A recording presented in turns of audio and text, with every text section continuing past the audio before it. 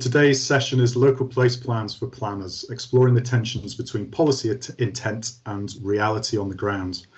And this emerged out of a realization that there's maybe an opportunity for more dedicated training around local place plans, particularly around technical issues, and dedicated with a focus towards planners alone rather than necessarily training about introductions or particular elements. Now we do those trainings, and so if you want to hear more about some of the basics of LPPs, then please do get in touch with Planning Aid Scotland. We're going to be jumping in today though, and sort of assuming quite a lot about your knowledge of local place plans. But there will be time for questions and answers if you have any in that regard. So, who are PAS? Planning Aid Scotland briefly. Our vision is an inclusive society with communities at the heart of decision making about their places. We're a charity and a social enterprise. The social enterprise part, we run projects, we run local place plans, we run community action plans, and we train communities to do that. And in that process, we have a lot of contact with local authorities across Scotland. And our priorities for the next few years is to advocate for inclusive participation, mainstream community-led planning, address the climate emergency, and develop as a learning organisation. And that one is particularly important for today because we don't only, part of developing as a learning organisation is growing ourselves, but also stimulating others in their learning. But to stress, everything that I present today is offered humbly as part of an ongoing journey and is certainly not the last word on anything. What do we do? Well, we help communities across Scotland participate in the planning system. We've done that for over 30 years. We're celebrating our 30-year anniversary this year. And over the last decade or so, we've been helping create community-led plans. We offer planning advice, skills training as well.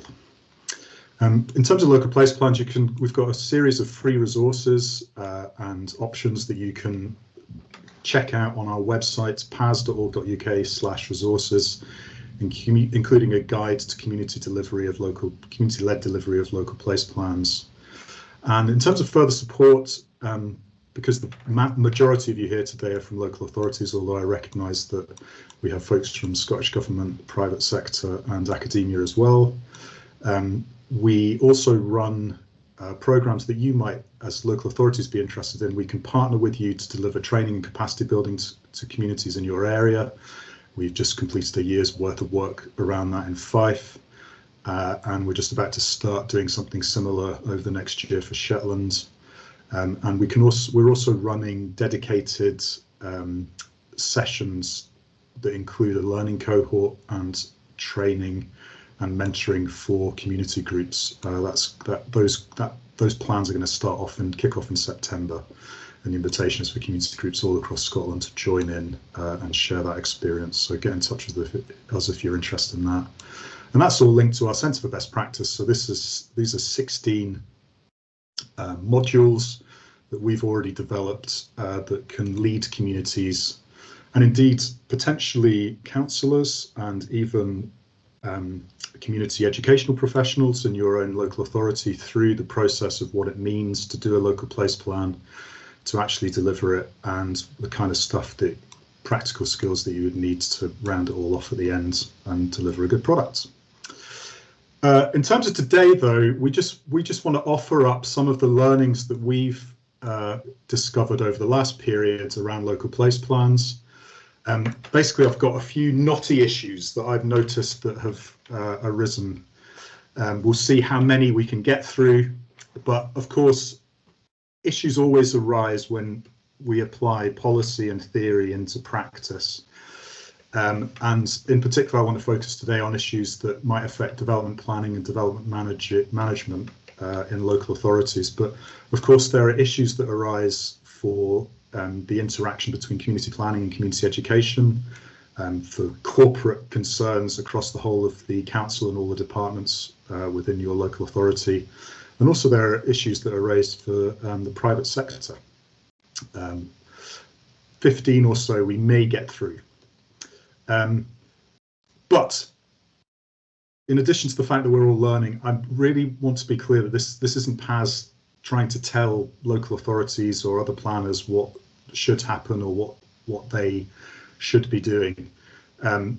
We acknowledge that there are massive resource constraints. We acknowledge that there are many different perspectives and locations, and we acknowledge that local authorities are wrestling with complexities in multiple dimensions, including just wrestling with the tension between working at regional scale and zooming down to neighbourhood level, which is the level that a lot of community local place plans are coming in at.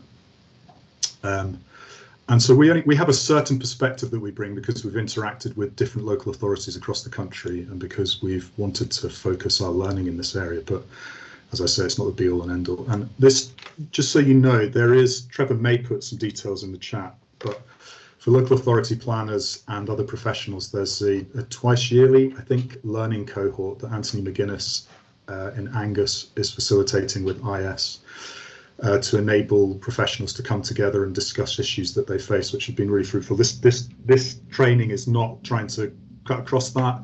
It's trying to complement it and add a level of direct input that might be helpful. And there's opportunities for further learning that could come down the line. There does seem to be a hunger and appetite for this. So we're going to do 4 15-minute sessions or so. There'll be Q&A between each of those sessions. We'll have a break for 10 minutes in the middle. Slides will be sent round afterwards. First session, I'm going to look at institutional wants and community needs. Second session, housing. Third session, the materiality of local place plans and assessments.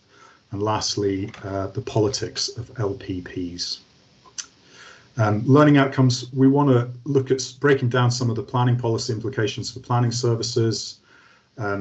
If we can, look at some of the collaborative working and links to community action plans and community planning partnerships, issues around promoting LPPs to communities, managing community expectations, some real-time examples of what we're encountering on the ground in different communities, and potentially some heated debate around interpretations of the intent of the circular, the Local Place Plan Circular 1 from 2022. Okay, section 1 then, institutional wants and community needs. So, knotty problem 1. And bear in mind that when I raise these questions, I'm not being critical of any particular situation. I just want to raise the issue, mention some meaningful context, and then allow that to be discussed. But my first knotty problem that I've come across is this question of the way that we as institutional actors may be tempted or need or feel obliged to insert additional requirements for local place plans that communities need to comply with. The intent of the original circular was to enable the ability for very light touch submissions, and it made it clear through the way that it framed how submissions should happen that tried to minimize the level of additional requirements that might be required. But in some contexts, we've been noticing that the temptation as ever in different areas is, particularly in regard to communities, is to think more about, well, what else needs to be achieved and how can we as local authorities make sure that our perspectives are represented in them. So, for example, I've noticed there's a template guidance document that's been doing the round that some councils have significantly improved on, but in that particular guidance document, there was a section that actually had, in the template, the requirement that communities might write out a delivery plan for their community action plan priorities. Now, that's not a validation requirement. It might be beneficial, they might be able to do that, but it's not a validation requirement that comes in. I don't know where that idea came from, possibly cutting and pasting some other documents that came from community education. But although we're all keen on delivery, that's not stressed within the circular for local place plans. So just, I guess, an invitation to be careful when offering templates, to be as precise as you can about what is minimally required and be very clear if you're offering other ideas. Elsewhere, in the borders, for example, we've noticed that in line with their Borderlands deal, the requirements on communities, or the implications that communities should also submit potentially quite a lot of significant additional information as part of their guidance document that was put together by a number of other institutional actors, has potentially added in a lot of detail, implied detail, to what needs to be submitted than is necessary. And I think that's another example of how we need to be just a little bit careful about bringing in our own agendas. I think in order to make sure that communities remain as free as possible to bring the limited energies that they have to creating a document that they need to present.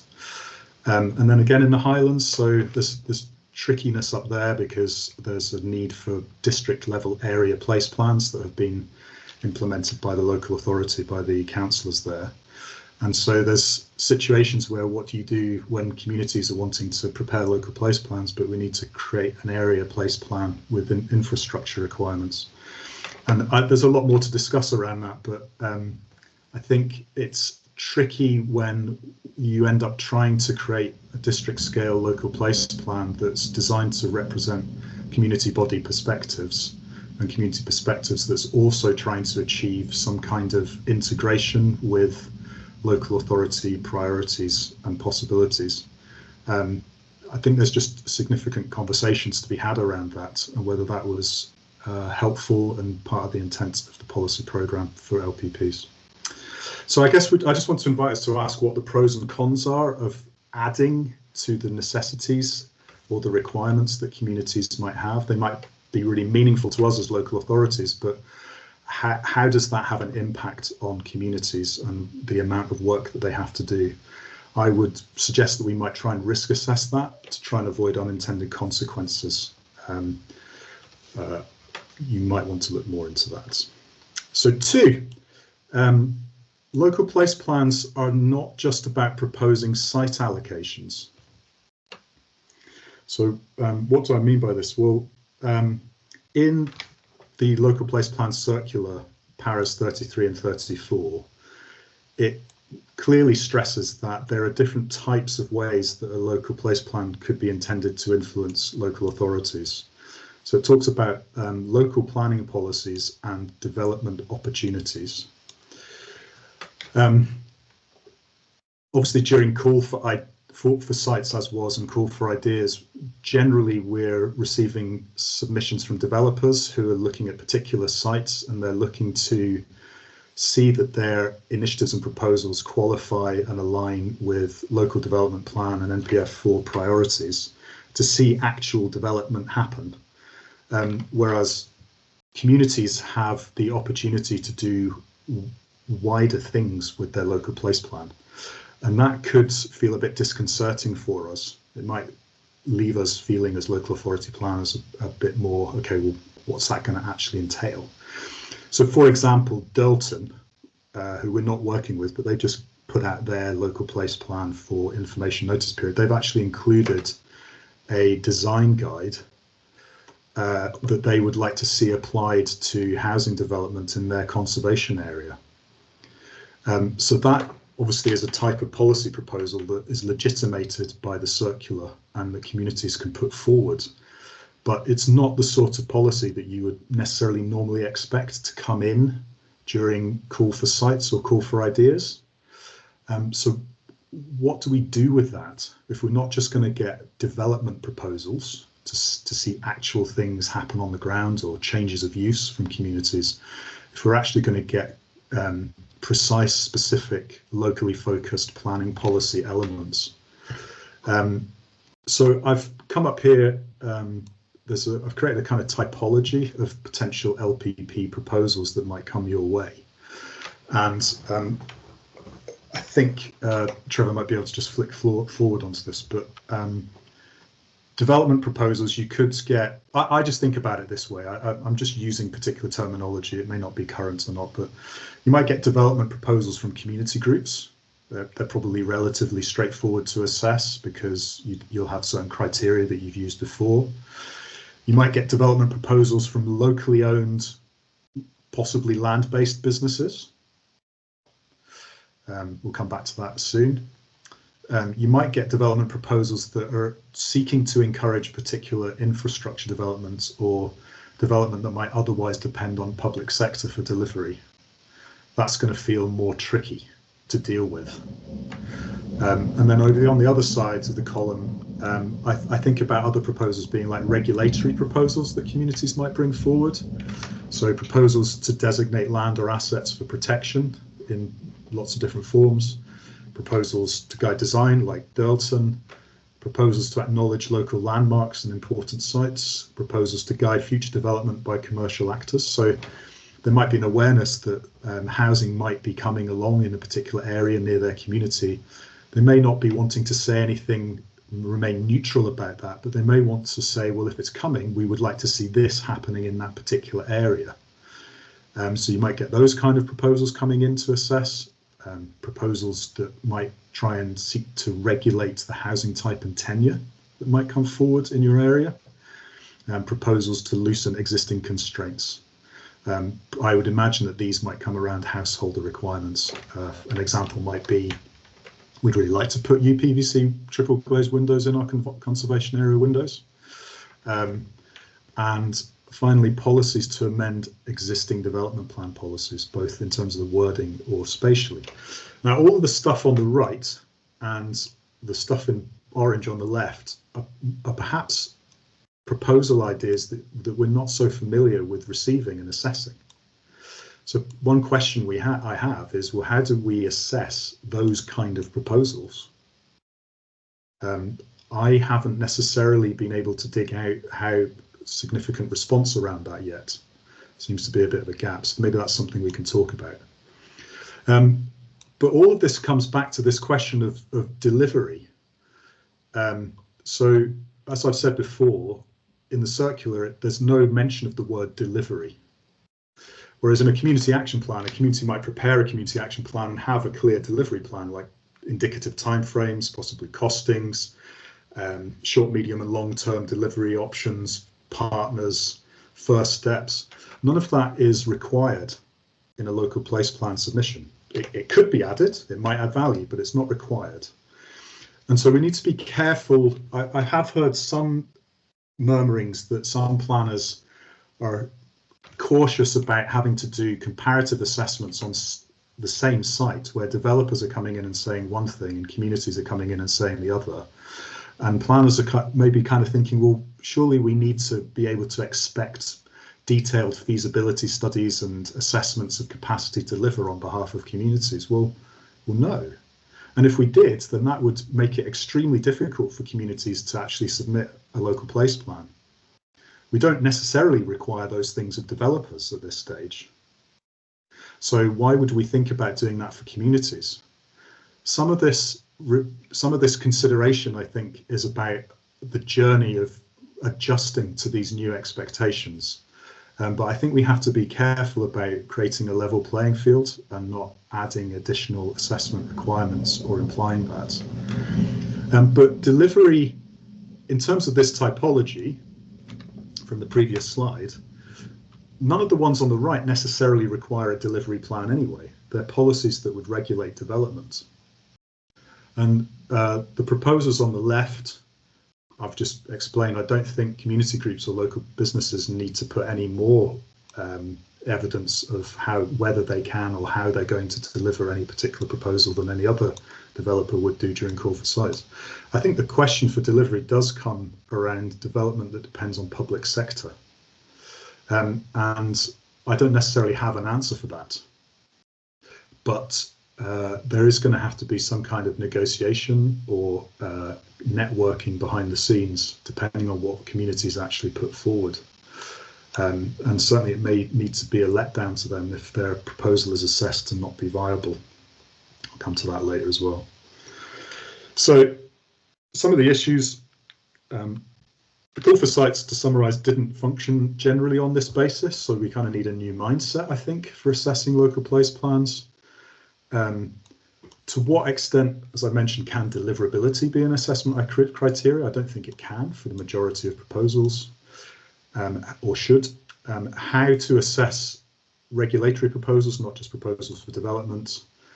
And remember also that LPPs are expressly allowed to articulate dissent from the local development plan with their regulatory policy proposals. I mean, they must provide justification, but I'm not aware that there's going to be much coming in with those. So how do we assess that kind of submission? I guess clearly we need to take into account all the existing local development plan policies, but it's going to be tricky if communities aren't providing significant reasoning. Anyway, all of this is it implies additional work, and there's going to be a tension between the universal and the particular. So obviously local authority planners are going to be looking to try and implement consistency across their regional area, linking in with National Planning Framework 4. But the idea that you might also be able to propose locally and specific planning policy proposals pushes against that. And we're going to have to wrestle with that and be honest about it, I think, rather than just dismiss them or downplay that they could even come to be part of the local development plan. I think we need to just lean into it and be realistic and honest.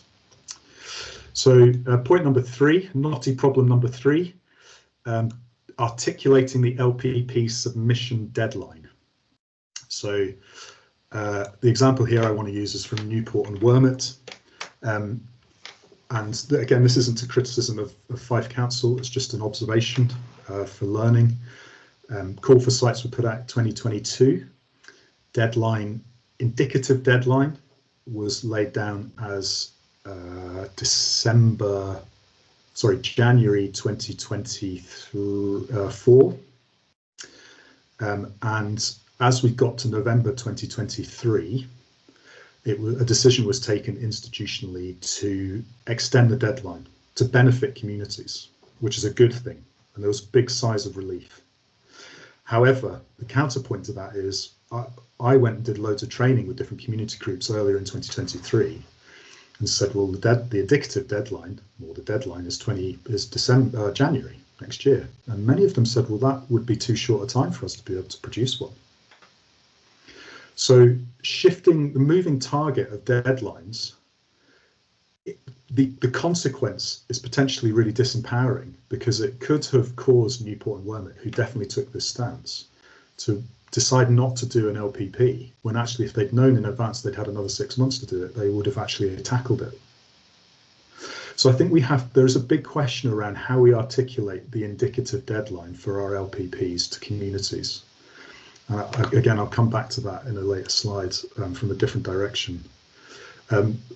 Again, I think in amidst all the complexity of our institutional lives and the frameworks that we work in, I think it might be helpful potentially to invite community leaders to have some ability to speak into that and help us to step out of our context and see what the implications might be for communities.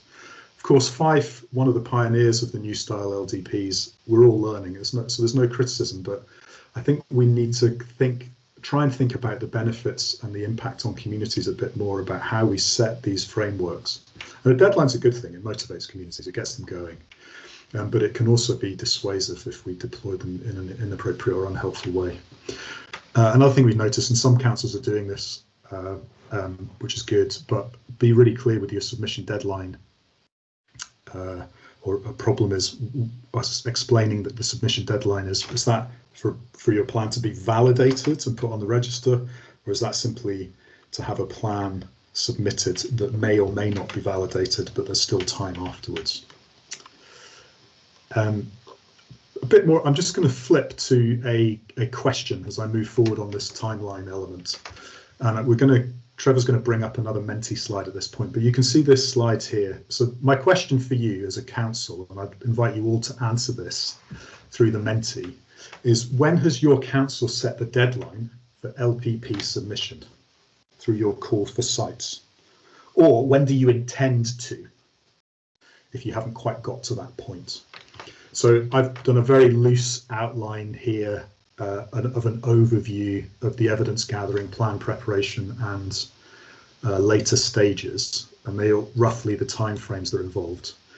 So we've given you 5 options to answer the question, including another option. So the options are before the evidence report, before gate check, before the call for ideas, or after the call for ideas at a later point during plan preparation.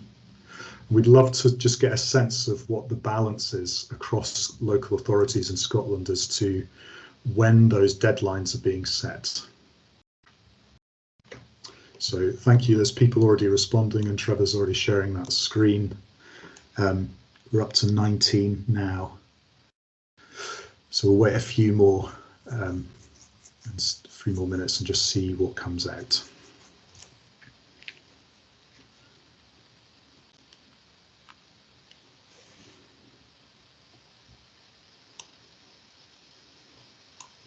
I think maybe during the Q&A as well, Paul, we can have the people who have notified other, we might want to ask them if they want to share when the other is, but we'll come back to that in a minute or two. Yeah, definitely. Thanks, Trevor. Also welcome to put the other in the chat as well. I'll pick that up if you do. Okay, so we'll let people continue to fill that out, and we'll maybe return to it in the Q&A. But what's clear is that there's a very broad spread of choices, first of all. So we've got quite a few suggesting after call for ideas at some point during plan preparation, which would imply some point during call for ideas, some point during site assessment, and some point during some of the synthesis before you create the proposed plan. But there's others that are putting it before the evidence report, others before the gate check, and others before the call for ideas. And this is interesting because the indicative deadline matters, because it is often taken to be the actual deadline by communities, understandably, who haven't necessarily dug into the policies. So here's the thing with the local development planning guidance from May 2023. It says that it's anticipated that LPPs will be prepared, validated and registered in time to inform the evidence report, because the evidence report must set out how communities have been invited to prepare LPPs and the assistance provided to them. But then elsewhere it says the date by which LPPs are to be prepared is for information only. It's indicative. LPPs have to be taken into account in the preparation of LDPs whenever they are registered. So returning to the earlier example, could a Fife community group submit their LPP legitimately during the call for ideas? Not in June this year, but potentially up to December 2024. Could an LPP be legitimately submitted in spring 2025 with still 7 to 9 months to go before proposed plan goes before committee? And how do we communicate that? Are we communicating that? What's our instinct? Are we wanting to make this as accessible as possible to communities, give them as much time as possible, or are we wanting to channel them for other reasons, possibly our own institutional requirements? But here's the question, basically, when is the final deadline for submission? Because it's not clear to me that the final deadline for submission needs to be before the evidence report, even though that's what the guidance says, because the guidance just says the evidence report needs to contain how you have helped communities and that you have invited them. It doesn't need to include details of what they've said. So it probably doesn't need to be that. Does it need to be before gate check? Well, no, probably not, because the reporter doesn't need to see it necessarily. LPPs are kind of, for me, the equivalent of a way that developers might otherwise submit their proposals during call for ideas. And in fact, community groups that want to develop stuff could submit ideas during call for ideas anyway. So why couldn't LPPs be submitted during call for ideas? And then you get to the point where you ask, well, if you've still got a year before proposed plan goes before committee, why couldn't LPPs legitimately still be submitted in spring 2025, say? Because there's still a lot of time to assess them potentially and look at them. So these are really interesting questions, and they're not necessarily easy to answer, but I think we need to reassess this. We need to think about the goals. We want to honour the policy, what it actually says. We need to honour communities, and understand the relational and workload impacts of bringing the deadlines too far forward. We want to enable maximum participation, but we also want to take care and manage LA resource. So I think that's a question to discuss. Do we need a gradated set of submission deadlines with clear implications at each stage? Or are we going to say, continue to imply to communities that the indicative deadline is the final deadline and sort of hand wave that off if they ask? It's tricky, isn't it? I think we just need to look at that. And it's been important in North Berwick. So I was able to negotiate on the behalf of the community in North Berwick that we put the local place plan submission in at the end of June rather than at the end of May, which was the indicative deadline. And then finally on this section, point 4, this argument, I want to say a little bit more about an argument for a deadline post-evidence report, which is basically to say, potentially, I think the guidance on this is wrong, and we shouldn't be expecting communities to put stuff in before the evidence report for a positive reason, other positive reasons as well, which is that when communities are able to submit local place plans after the evidence report is made public, they then get access to a shed load of up-to-date local authority data for their region and their place that they can use not only to shape and align their submission, which is to the benefit of all, but also access the most up-to-date stats. Because there is an ambition within the development planning guidelines for 2023 that in future evidence reports and publicly available data sets may assist communities in responding to the issues in their area. I guess my question is, why not now? Why don't we just always right now make sure that the evidence report is made public and set our LPP deadline indicatively or not, significantly beyond that, so communities can access? And this is what happened in Fife. So they created a place-based report that was broken down by 7 areas. That was easy for communities to access rather than thematically. That also is different from the guidance that the Scottish Government released, but I think it's really good. They explicitly included the idea that community proposals would be site assessed downstream within their evidence report. They made explicit indication that the assessment of community wealth building potential would be brought into it all. And they said they made their LPP deadline post-evidence report publication, which will only aid alignment and help communities. So effectively, they laid aside the guidance that said LPP should submit before evidence report. So I guess going back to the responses in the Mentimeter, which we might flick up in just a sec, why would we still be insisting on pre-evidence report submissions? So just to finish on this section, I'm going to quote this a few times. There's an essay by William Walton called "Can Local Place Plans Restore Community Confidence in the Planning System?" You can download it online. It was published in 2019. It's Reflections on Local Place Plans and the Planning Act. And in that he wrote,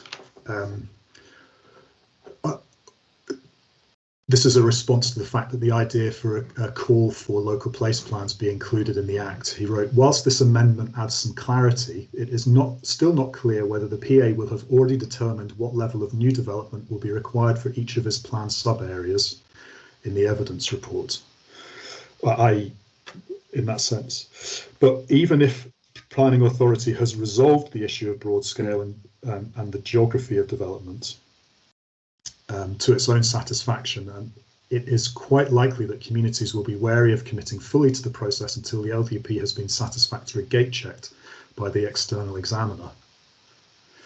And then even after the LDP has been satisfactorily gate checked, individual community councils may still not have sufficient information regarding development allocations to be able to prepare an LPP confident that it will comply with the approved strategy, because of what he calls the geographical mismatch issue, which is around the allocation, the knowledge or foreknowledge of what allocation of housing might come to their communities.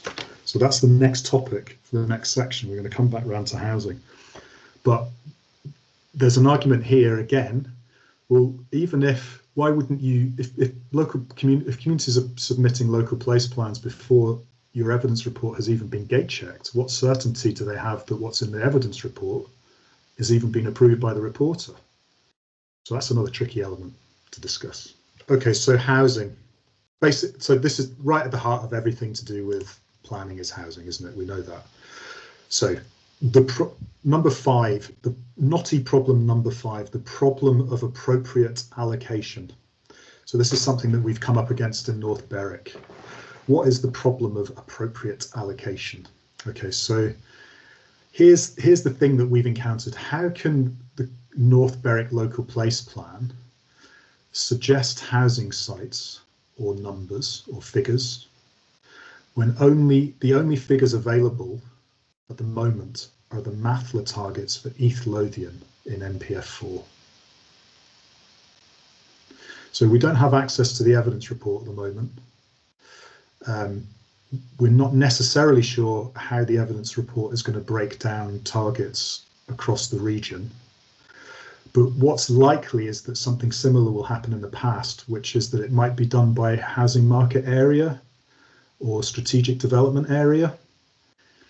It's unlikely that it's going to be done by community council area or settlement area. So even if we had access to the evidence report, we probably wouldn't have access to housing targets that were meaningful for or contiguous with the area that we're taking for our local place plan, which most of them are being prepared for, which is the community council boundary. And even if we had access to the evidence report, it wouldn't necessarily have been gate checked by the reporter for clarity. So all of those things mean that in addition to an indicative deadline of June, where the timelines for even publishing and bringing the evidence report to committee has slipped at least once to the end of June, and then we wouldn't have any targets at CC scale anyway. And even if targets are given, we had targets at HMA SDA level, how would we work with neighbouring community councils to go about expressing our goals for sharing out such intermediate level targets? Now, I guess one of the questions is, well, that's not really up to community councils to talk about how much housing they should have, but they want to, and if there's any one issue that's going to be important to planning and to local people, it's always housing. We know that. So there's something going on here. There's a problem, isn't there? There's a knotty thing going on here. So here's part of the issue is statistics and scales. So although, and I want to stress, East Lothian Council have been as helpful as they possibly can be to us. So housing, Anne Crippler at housing, for all I know she's here, I don't know, gave us the very best stats that she could crunch down to community council scale, which often meant looking at postcode areas, but even that wasn't really contiguous. But even then, we've got nothing about targets at this stage, and may not even get it once the evidence report's out. But so there's nothing available in that area, or it's not. There's no consistency around that for communities at any point in the process. So as William Walton says in his article, which I really recommend, the appropriate allocation problem arises because of the geographic gap between the relatively large LDP sub-areas, or whatever equivalent term you're using, which are used as the basis for setting out the planning strategy, and the relatively small community council areas covering towns and villages within which site-specific LPPs are to be prepared. So William noted, even during committee scrutiny of the Act or the bill, that no one in the committee, when these questions were thought about, brought that up, basically. Well, that was his position. What he suggests in his article is, had they have investigated how the system operates south of the border, they would have discovered that many LPAs use parish and town councils as the geographical units for expressing housing allocations, so as to facilitate the preparation of neighbourhood plans.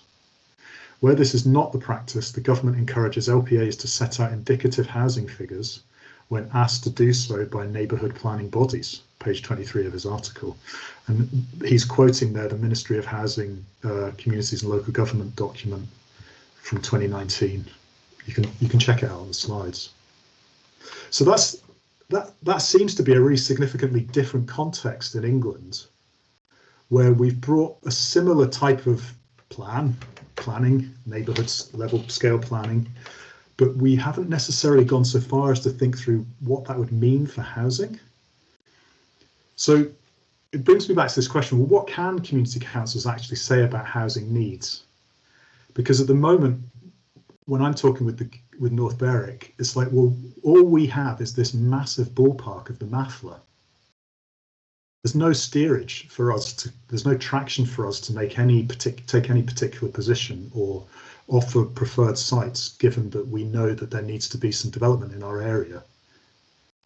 It seems to me that if you really don't want community councils to develop a NIMBY charter, right, we would find a way to give data to them that would give them traction and an expectation that they would not create a NIMBY charter. If there's nothing to work with, it's exponentially more likely that you'll get communities saying we don't want any development, which of course they can't justify according to the NPF4, because all they've got in NPF4 is the MAFLA. So this is like I think this is quite a critical question to think through. Like, what could be the solutions? All of them are really tricky. But I would offer that the solution to not do anything about it, or just to pretend it doesn't exist, which kind of seems to be the situation at the moment, really isn't tenable.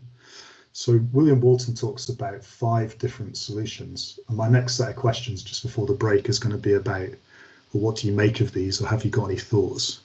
Which may be to say, well, community councils shouldn't be taking that stance or making that comment. But anyway, 5. You could require planning authorities to identify aggregate development allocations at settlement or CC scale rather than larger subunits. When? How? Could create a STUSHI quite early in the process. So potential problems there. 2, you could require community councils to collaborate at scale as defined by the HMA or SDA areas. But then, as I've mentioned, if you're bringing in 2 community councils to cover a wider area, how do they then break down what they think should be right for each location? Produce a joint LPP covering 2 or more CC areas. Well, I guess that's possible, but again, tricky. Local authority offers actual resource and support to help CCs develop plans. Most of us are pretty strapped. And 5, local authorities accept targets offered by CCs and include them in the evidence report, which I think is vanishingly unlikely. But in a way, the current gap invites either we don't want any development or here's what we think we should get. I don't think that's necessarily the best way to invite submissions around housing. So part 3, I've called this a discussion of the materiality of LPPs and how we might assess them. And I want to come at that from both development planning and development management points of view. I think the reality is the next kind of frontier, although we're all at different stages, the next kind of frontier for some of the pioneer local authorities, if you like, who are preparing, sorry for the wall of text there, but pioneer local authorities who are preparing new style LDPs, the next frontier is indeed going to be assessment. So we've talked about site assessment for particular development proposals that might come forward from communities.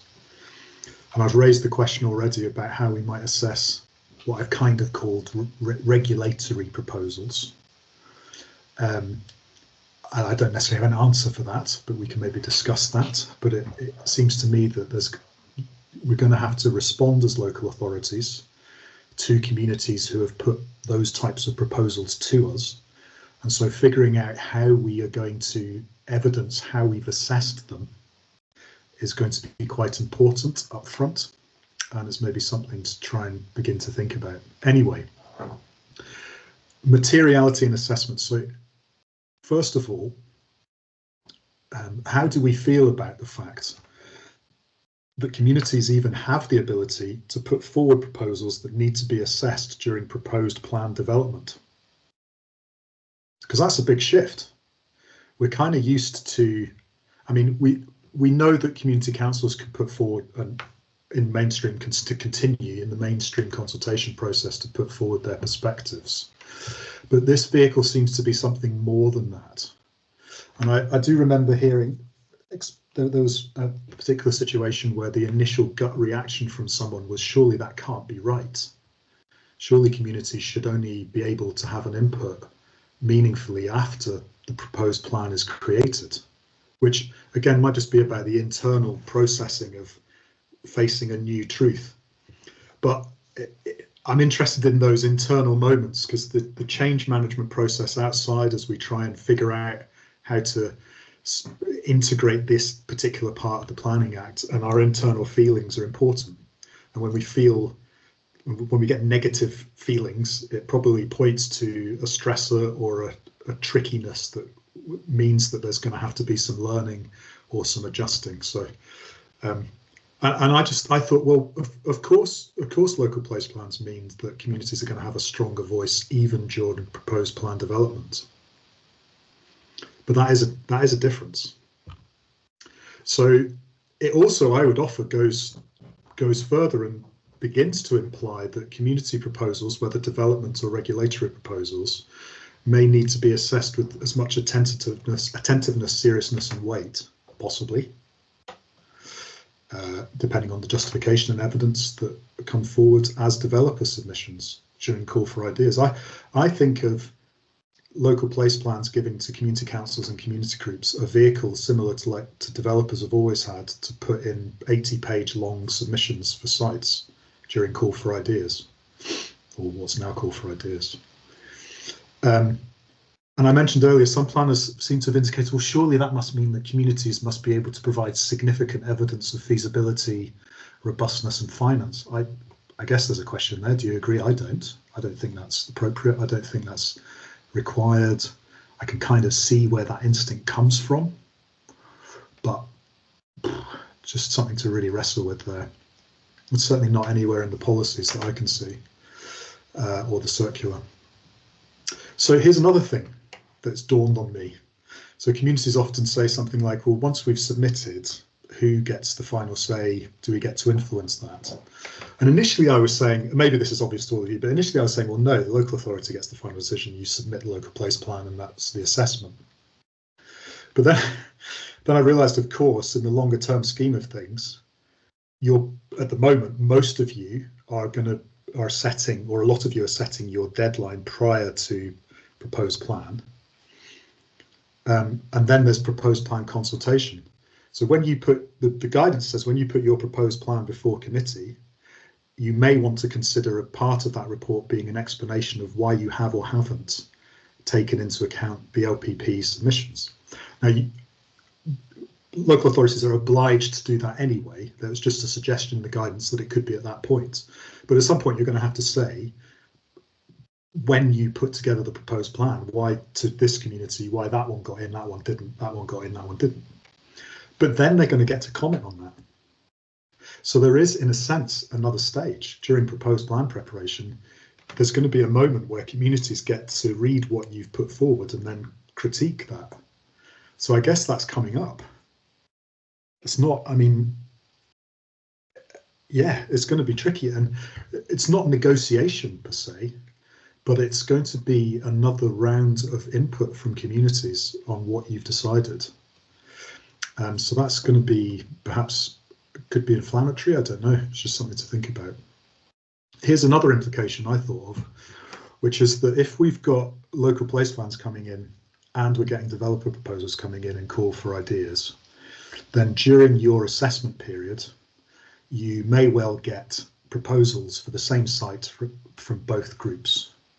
So ex-developer, field on the edge of a community wants some of that to be a extension to their playing fields. Housing developer with an option wants that to be housing. How are you going to decide which is material and which is in the long-term public interest?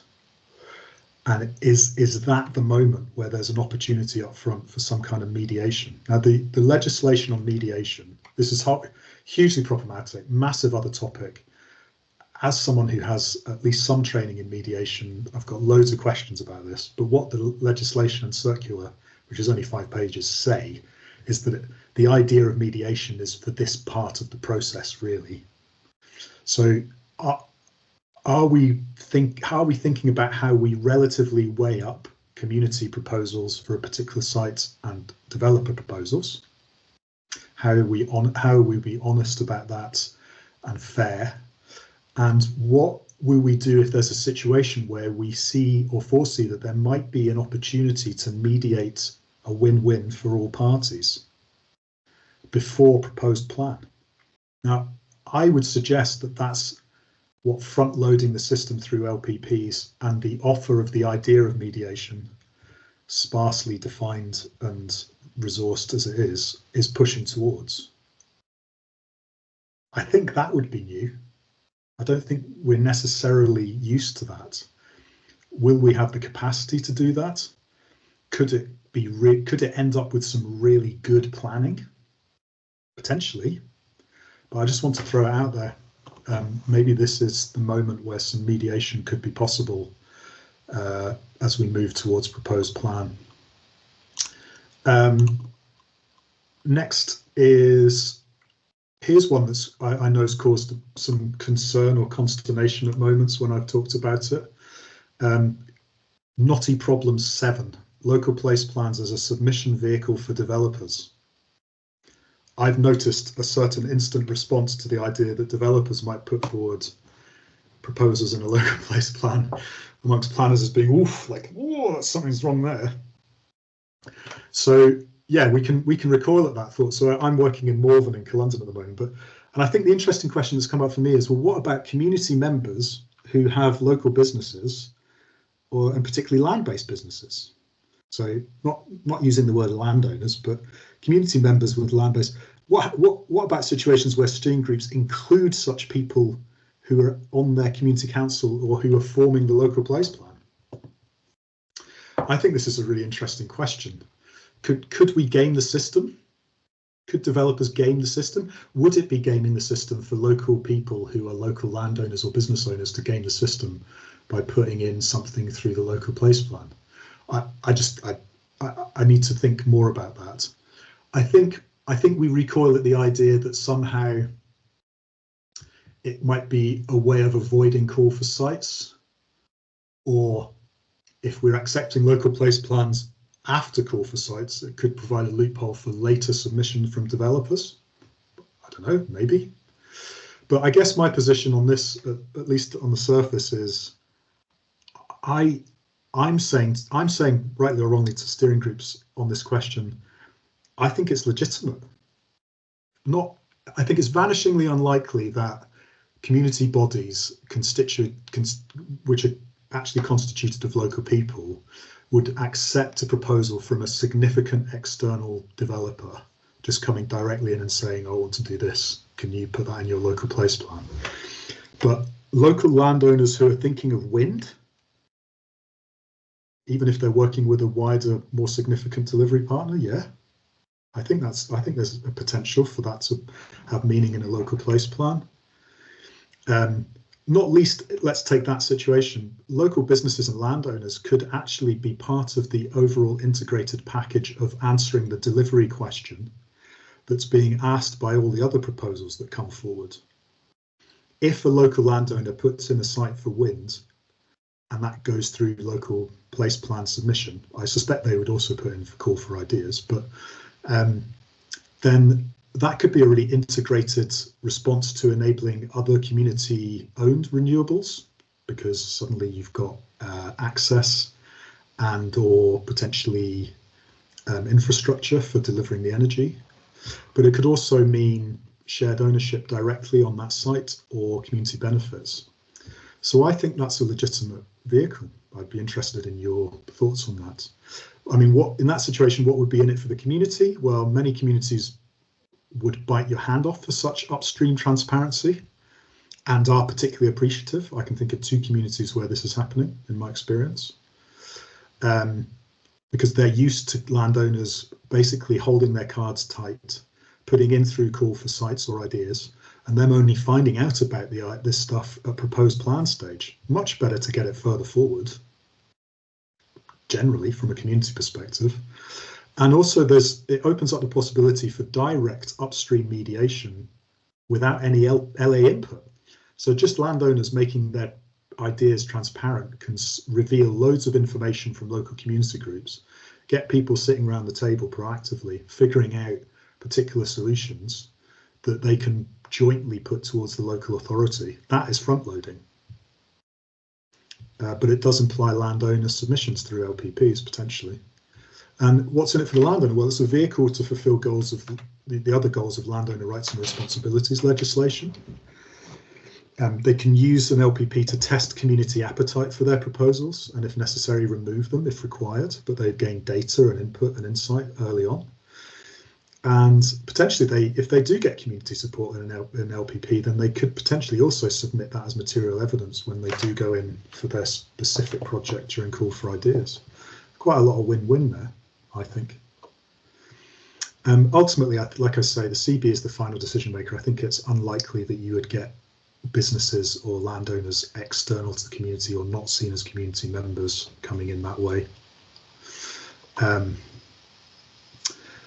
Next point 8, knotty problem. What is the materiality of an LPP anyway? So apologies to those of you who've already encountered some of this, but I'm just going to run through. So the 2023 DM procedures circular, Annex A, says it includes local place plans as a potential material consideration. The 2023 Development Planning Guidance, DP guidance, says the weight given to elements within an LPP is for the planning authority to decide in preparing the proposed LDP. It is the elements from the LPPs that are clearly spatial or about development that can be most influential for the preparation of the LDP strategy.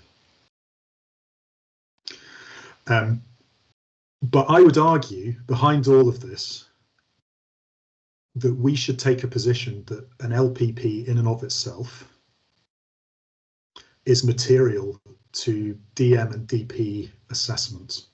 The reason for that is that there is the statutory right to prepare an LPP has been enshrined in an Act of Parliament. I think that it's vanishing unlikely in a law court that you would come up with any other position on an LPP that is the product of that statutory right. That it clearly isn't a statutory document, but the idea that it wouldn't in and of itself also be material in a planning assessment is not tenable. I guess I say all of this because where that matters, the materiality of an LPP matters, and where it's expressed matters, and why we think it is. That doesn't mean that individual proposals are necessarily material as you assess them, I guess, or clearly. But it does also mean that we need to weigh how material it is. And I don't think there's any guidance on that from government, really. And I think this is a really significant element of how we need to think through and justify our decisions. And I know that that's what we're trained to do as planners, but some guidance might be helpful. But I would say generally, however, it's unlikely that the materiality of an LPP in and of itself would outweigh an equivalent or differing statutory policy in the LDP or NPF4. I guess it could do, technically, but it's more likely that it might, in terms of refusal at DM stage, it might be part of a suite of material elements that taken together would justify refusing against the statutory LDP. But if LPP policies aren't actually going to be taken forward into the LDP, I'm sure you've all thought this through, then their status, the status of rump policies that are registered on the site when taken into account either for DP or DM are probably materially quite low comparatively. So some of the implications, so I advise communities as they're preparing LPPs to provide as much justification as they can in planning in evidential terms, policy terms and evidential terms, as developers do when they submit for call for sites. I think that they may not have the capacity to do that, but I think that's really important to add weight to their arguments. Now, the circular doesn't kind of articulate it that way. It says take into account, justify alignment with, or indicate alignment with, but I think communities should think of this as a similar vehicle to the way local developers do when they're submitting. LPPs, other implications, they must be accepted for assessment for inclusion in the proposed plan at any reasonable point, I think. I've mentioned that already. We're going to have to offer a response, and so we're going to have to be quite articulate in our justification and how we've weighed stuff up. And there's going to be opportunity comment during proposed plan consultation. Implications for DM. So I think we should treat LPPs as de facto material. They matter. They have materiality for DM assessment. Highland, as we know, are mapping that as a constraint, the submission of a local place plan in uniform. I think we should all be doing that. I think we should include any relevant element of any registered LPP in any report of handling for any site-specific application to show that we have at least taken into account and respond to its contents. That's going to be a bit more work, I think. That's even if you've already taken into account some of the policies in the LDP and it's in there. The rump proposals will still need to be assessed at each, if applicable to a particular site-specific application. And when might an LPP policy outweigh policy in the LDP? Well, if it actually aligns at this particular moment in time, there's an interesting situation where it could be that communities submit proposals that align with NPF 4, but not the current LDP. That's going to be really interesting. Because that would indicate that that proposal could have much more materiality and reason to include in the next LDP. So a lot of communities, where they can, are bringing their big brother to the fight, so to speak, or to, not the fight, but to the justification, and trying to do as much reading on NPF 4 as they can. And then, like downstream, what will planning committee do and what will reporters do? So I'm sure many of you have puzzled this through, but where I've got to this is, if a delegated decision refuses, supporting objections, taking it to planning committee, they might use local place plan to as a basis for accepting the proposal against developer, officer position. More likely the other way around. It's not going to be long before planning committees try to use LPPs or a policy in there as a justification for refusing a proposal that has significant objections from the community, but the delegated officer is approving. At which point it's all going to go back to the reporter. So we're just going to see lots more of these coming to reporter initially about how to weigh it all up. I guess there's a big question for us is how do we assess materiality of an LPP proposal when it may have a low technical evidence base supporting it? I mean, I think that's really hard. And then we come to the question of community action plans. This is really interesting to me. So in the DP guidance, it says, Paris 26, there could be other community-led plans within planning authority areas which do not comply with the new LPP legal requirements, but nonetheless provide a community vision for the development and use of land. Should such community-led plans be submitted to the planning authority may give them due weight as expressions of the community's aspiration. Some of you here may go to the immediate thing that I thought of, which is, well, why do we need LPPs then? If CAPs can be submitted and may be given due weight, can't communities just do that? I mean, I think that's a really interesting question. It would certainly save them a lot of time because they've probably already got a cap. I think the other thing it pushes me towards is, well, it says here, should community-led plans be submitted to the planning authority? Well, take Fife, for example. There's a register created by community education. This may be true for other local authorities, where community education have put up all the known community action plans that they've been involved with or communities have created across the whole of Fife. That's a public register that the planning authority can see. So my question is, if that exists, are we saying that we will only as a planning authority assess community action plans that are actually submitted to the process? In other words, where communities have read the guidance, the DP guidance, unlikely, and understood that if they want their cap assessed in planning terms, they need to actually submit it? Or are we saying, because we know that we've read DP guidance and we know that communities won't, we will proactively go and look at every community action plan? Gosh, that sounds like a lot of extra work. I mean, where does this leave us? I would struggle with the idea that somehow we only assess community action plans that communities have the foresight to submit, given the fact that they could be given due weight.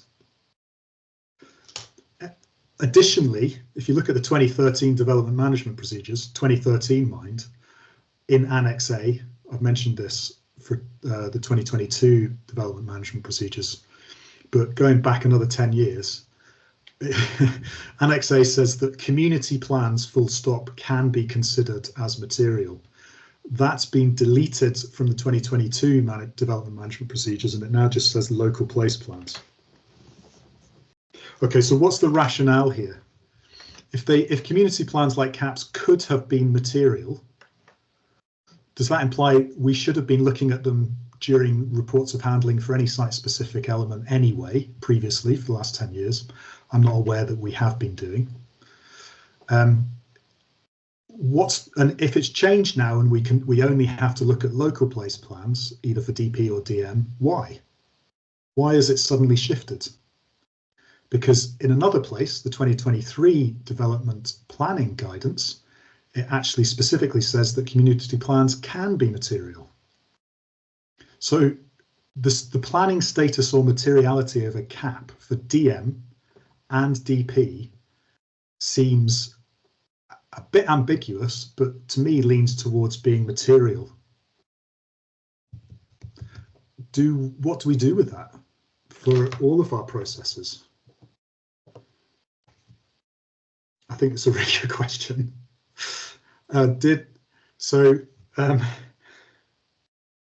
What would be the benefit of a community submitting a CAP rather than an LPP? Well, benefits. The CAP can be submitted during the call for ideas, presumably. So at the moment, they could submit it later. That might be helpful for them. There's no additional hoops to jump through in terms of validation. The LA is obliged to respond to all call for idea submissions anyway.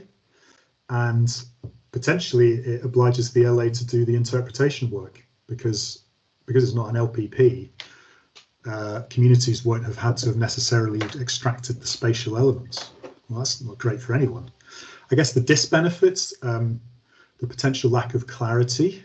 So even if you do submit a CAP, there's a danger that because there's lack of clarity, that with the best will in the world, assessing planners might miss bits that are otherwise spatial and important. They're not registered publicly, so they're not on file particularly, although in Fife they are, kind of. They're not a material consideration in DM, or actually are they? Should they? Why wouldn't they be? Why would that have changed since 2013? And there's no statutory right to prepare them, so there's no particular legislative basis for CAPs. A lot of communities are basically going, well, ultimately we like this idea of registration. It feels official to us. But the truth is it only registers them with regard to the planning system. It doesn't oblige any other part of the council necessarily to take them into consideration, although I would hope they would from a corporate level. Okay, one more and then a break and some questions. So knotty problem 10, assessment procedures. As I said before, there's little guidance available, but what it does say in the DP guidance is planning authorities should be clear in their reasoning for supporting or not supporting elements of LPPs in the spatial strategies. And this is the bit where it says about putting something perhaps in the report that's going to committee for the proposed plan. Well, I guess I just want to touch on this. Well, how do we assess stuff? So what 5 did is they put a clear indication of the site assessment criteria that they're going to use for all site assessment, wherever it's come from, into their evidence report, which included the idea, as you remember, that they would apply weight to the community wealth building elements of that. So you can begin to construct some materiality for an assessment process through your evidence report submission, because that's getting reviewed by the reporter. So if we're at a bit of a loss and we're trying to create an assessment process, there seems to me to be an avenue there where we can get a sign off from the reporter that the approach we might take is appropriate and acceptable, and start filling in the gaps. So I think that's helpful to keep in mind. But I think we might need to go further, which is what criteria will we use to assess regulatory policy proposals in our development plans? So I think site assessment criteria are relatively straightforward for development proposals because they're going to look a bit like a site assessment for DM, a bit like site assessment has always been for DP. But do we need to put in a set of frameworks or a process where we might think about how we're going to assess the appropriateness of other regulatory policy proposals that community groups put forward? And then there's the question of, do we need to recognise that with the best will in the world, even if communities do put evidence and justification forward like developers, they're not going to have nearly as much resources to do that. So how far might we go proactively to sort of help them make the connections in justification for what they're saying? Is that our job? I don't know. Does that cross the boundary a bit between regulator and supporter? I think it's inevitable, because with the best will in the world, community groups aren't going to be the best at bringing in policy or evidence to support or justify their proposals.